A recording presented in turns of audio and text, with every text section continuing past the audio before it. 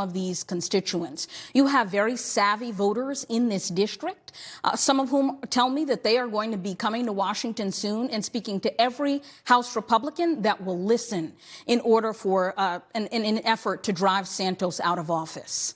And you're getting more information. What was going on behind the scenes in the weeks leading up to the election that Santos clearly won. Yeah. That the Republicans knew a lot about what was going on. They weren't doing much. Democrats, the opposition research, as they call it, was failing clearly.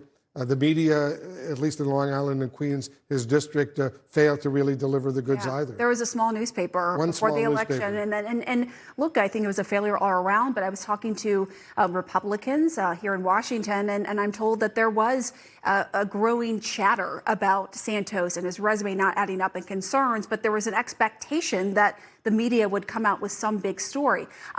Clearly, that did not happen, and they did not raise the alarm. Santos went on to win.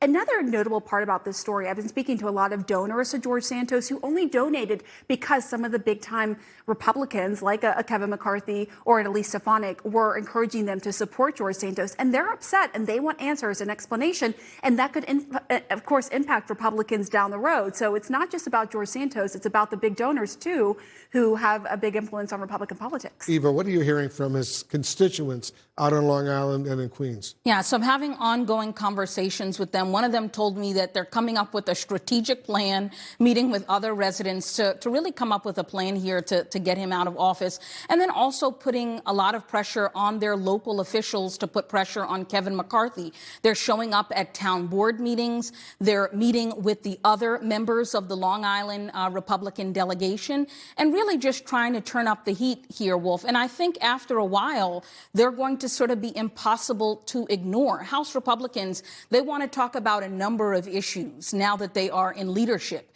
And what you will see in not too long are these folks roaming the halls, knocking on folks' doors saying, hey, what are you doing to try to get rid of George Santos? Eva and Pamela, guys, thank you very, very much.